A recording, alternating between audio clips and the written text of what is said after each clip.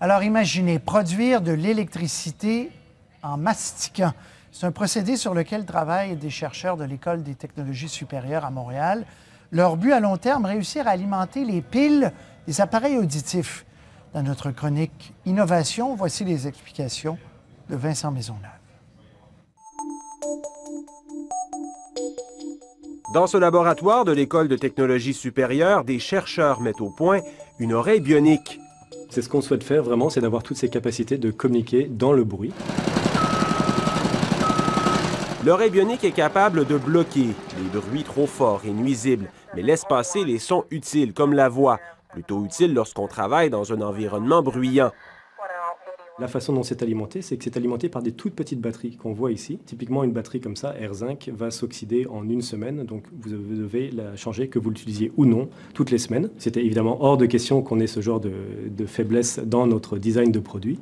Il fallait donc trouver une autre source pour alimenter l'appareil.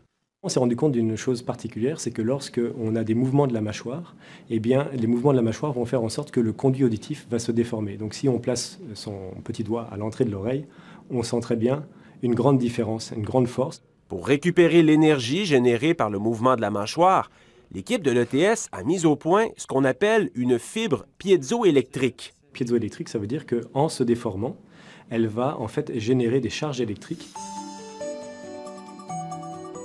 Chaque mouvement de mâchoire comprime l'oreille bionique. La structure piézoélectrique insérée dans l'oreillette se déforme et génère de l'énergie. Cette structure piézoélectrique va générer de l'énergie électrique à chaque fois que l'on va déformer le conduit, donc à chaque fois qu'on va mâcher. Pour le moment, ce qu'on a vraiment, c'est juste ce qu'on appelle des preuves de concept, des preuves de faisabilité. Donc on a montré que c'était possible. Les deux chercheurs ont découvert une autre façon de récolter de l'énergie à partir de la mastication. Les gens qu'on veut protéger avec ce bouchon numérique sont des gens qui peuvent travailler par exemple dans des mines, donc ils ont déjà des casques de sécurité, souvent avec des sangles jugulaires.